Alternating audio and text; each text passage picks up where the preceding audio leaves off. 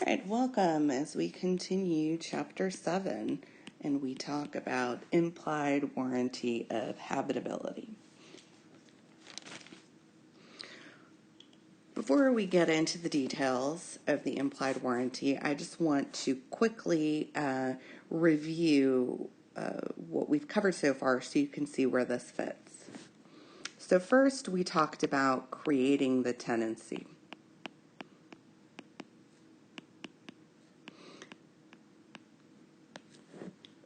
Here we discussed selecting tenants, anti-discrimination laws, selecting estates, negotiating leases, and delivering possession. Then we moved on to the condition of the premises, where we so far have discussed substandard housing and constructive eviction. And now we are on the third topic in this chapter of implied warranty of habitability. Okay, so I wanted to go over that so you can see that the implied warranty of habitability fits in under the condition of the premise, and it is actually a remedy that is sought sometimes on facts that are pretty similar to constructive eviction. Now, once we are done with the implied warranty, I just want to give you a preview. We're then going to go and talk about transferring interests. So, particularly, we're going to talk about tenants transferring their interest. Then we're going to end with ending the tenancy. All right, so this is just a broad overview. We are currently here, so we're still discussing the condition of the premise. Okay, so here we go. Now, the case that is included in your reading on implied warranty is Wade v. Job. As you may recall the facts of this case, this was a case about the faulty plumbing and sewage system that accumulated in the basement. And it caused foul odor throughout the house. It caused the system that produced hot water to be shut down. Inspections by the city revealed that there were numerous code violations. So Job, who was the renter, the tenant, moved out of the house and then sued Wade for unpaid, Job moved out of the house, then Wade sued Joe for unpaid rent. Okay. Then Job filed a counterclaim, all right, seeking a rent offset because she said the house was uninhabitable. So initially, the trial court ruled for Wade and awarded him the rent without offset. The Utah Supreme Court has, in this case, reversed and remanded the case for reconsideration. In doing that, they adopted the implied warranty of habitability in Utah. This case really demonstrates how and why the doctrine of implied warranty was developed. The doctrine of implied warranty of habitability was developed. So before the implied warranty of habitability was adopted, the only remedy that tenants like Job had was constructive eviction. But The traditional rule first required, so what were the duties? So let's say under the traditional rule first, how would we even get to constructive eviction? Because constructive eviction is a defense. So under the traditional rule, okay, Job would have the duty to inspect the property when she moved in. And that, traditionally, that would be the place where she could raise issues about the condition of the property and get out of her lease if she wants to. But if she didn't identify in her duty to inspect some of these problems, then, and these problems arose later, then Job had the duty to repair. And this duty to repair was based on the idea that if the tenant did not repair the property, then they would cause waste. So, in essence, the only protection that Job had was the duty to inspect. So when the doctrine of constructive eviction developed, it allowed for a defense. But first, if you remember, she would have for so if Job wanted to allege the the defense of constructive eviction, she would first have to move out. Then, if Wade sued, she could assert the defense. Well, the problem with this doctrine, as the court noted, was that it required the tenant to move out to assert it. And not all tenants are able to move out and find another place to live, particularly if housing is scarce. Right? So the court reviews the arguments for the implied warranty of habitability and against it, but they find that the arguments for it outweigh those against it, and actually most states have adopted the implied the implied warranty of habitability. It's a mouthful. So let's talk a little bit about, so they adopted the doctrine. What does the doctrine say? The common law implied warranty of habitability puts a duty on, shifts the burden onto the landlord. So the landlord has an additional duty, and it's the duty to make sure that the property is actually habitable. Well, what does habitable mean? And I'd like you to go ahead and look at the case.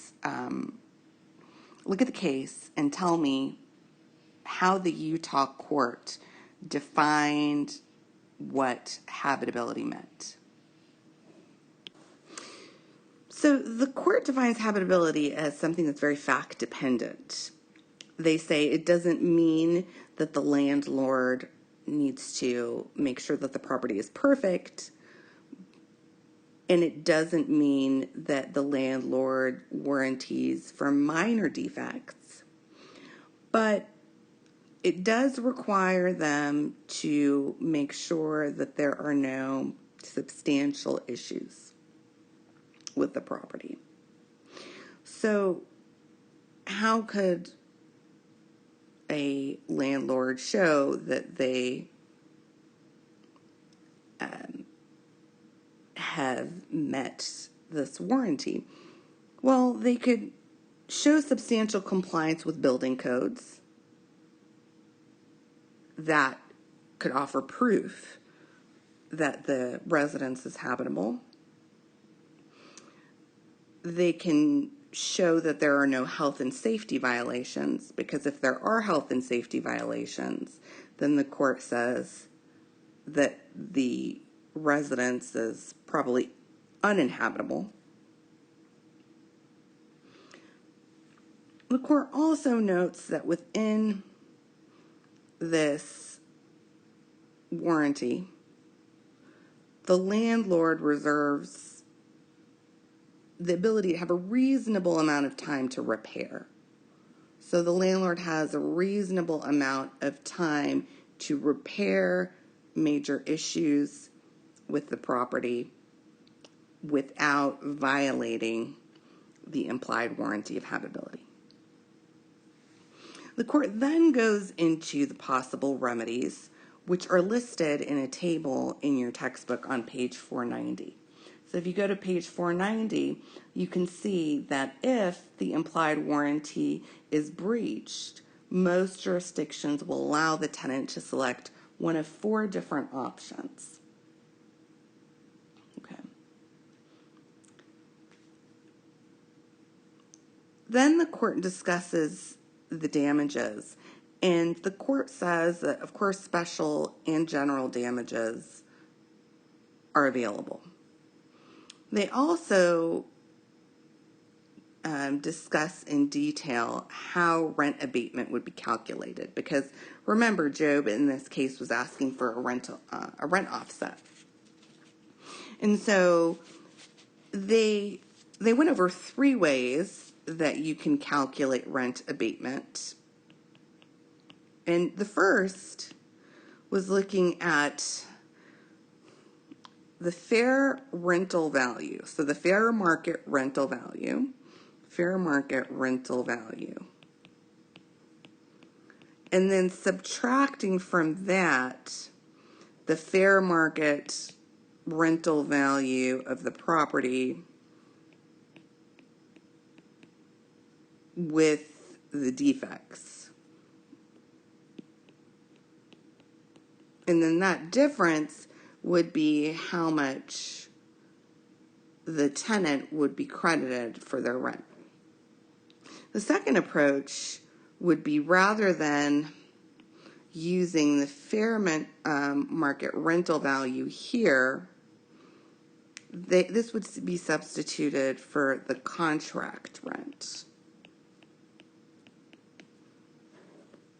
Whatever the contractually agreed upon rental price would be substituted here. The rest of the equation would remain the same. So, okay. The third way to calculate how much to offset the rent would be to use the percentage diminution. And that is the percent that the percent the tenant's use and enjoyment of the property has decreased because of the conditions. And the court decides to go with this option here. And that's how they calculate the damages. Jurisdictions differ on how they calculate rent abatement. So it would be a good idea to make note of these 3 different methods. All right, well, just a couple of notes now that we're done looking at that case about the implied warranty of habitability. First of all, most states have held that the doctrine or the implied warranty cannot be waived, so it is not something that you can contract out. A landlord will always be will always be required to comply with the implied warranty of habitability. The second thing to note is that only a minority of jurisdictions apply the implied warranty of habitability to commercial leases. It is a doctrine that's pretty commonly used with residential leases, but not with commercial leases. Now, a quick knowledge check. I'd like you to tell me the difference between constructive eviction and the implied warranty of habitability. The primary difference between the constructive eviction defense and the implied warranty of habitability is that for constructive eviction, it requires that the tenant vacate the property before they can assert the defense. Whereas with the implied warranty of habitability, the tenant can stay in the property and still seek some remedies. Let's go ahead and do some implied warranty of habitability hypos. So we're going to use the Wade standard, right? The Wade definition of what habitability is. And what I'd like you to answer is whether or not the implied warranty of habitability has been breached in the following situations. First, question number 1. Due to a citywide strike, no one picked up the garbage at the apartment building where A lived for 4 weeks. This attracted cockroaches and other vermin to the building where they infested A's unit. Has A's landlord breached the implied warranty of habitability? The answer is yes.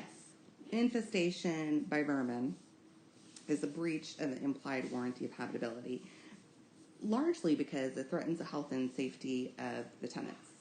Disease can be spread by these vermin. And so the landlord will be held liable. It's the landlord's duty to remedy the situation, and the landlord cannot cite to inaction by third parties as an excuse or a defense. So the landlord would have had to arrange for an alternative method to pick up the trash in this case. And if they don't, then they have violated the implied warranty of habitability. All right, hypothetical 2. B's ground floor apartment unit is located in a high crime area. There is no deadbolt on the front door. There are no bars on the windows. 4 of the 52 units in the complex have been burglarized over the last year. Can the landlord be held liable for breaching the implied warranty of habitability? The answer to 2 is probably not unless a local ordinance requires a deadbolt, lock, or windows on the bars.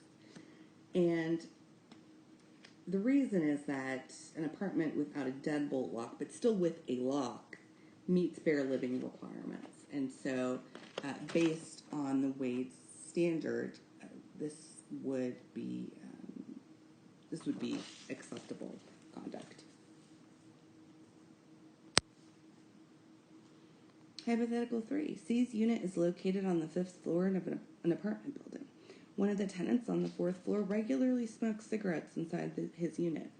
C smells the smoke every day because it travels through the building's ventilation system. The odor of the smoke is quite strong about 7 days each month, but is barely noticeable the rest of the time. Has C's landlord breached the implied warranty of habitability? This is a tough hypo.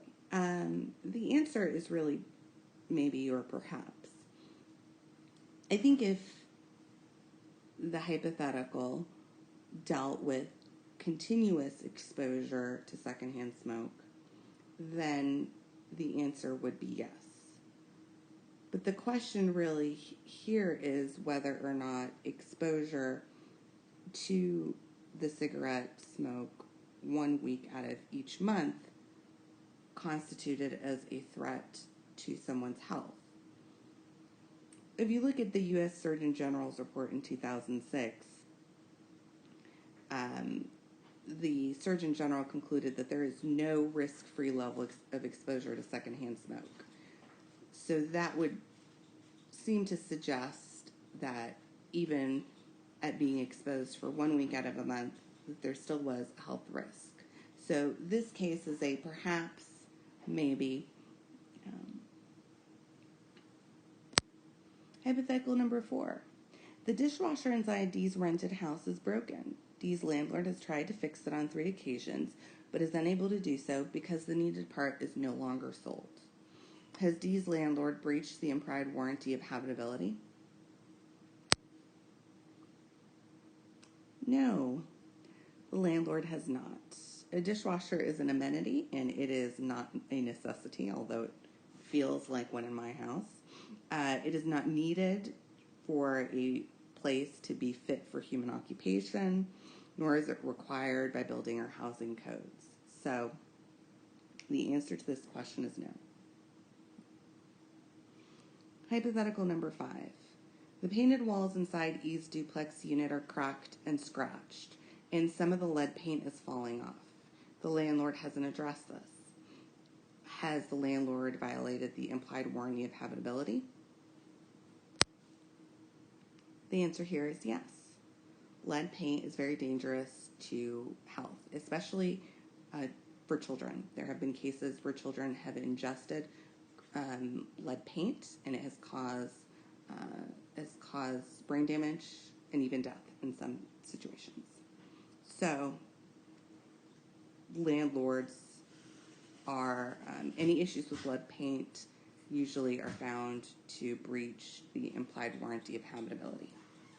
So that is it for the implied warranty of habitability. Up next, we have, what do we have next? Transferring the tenant's interest.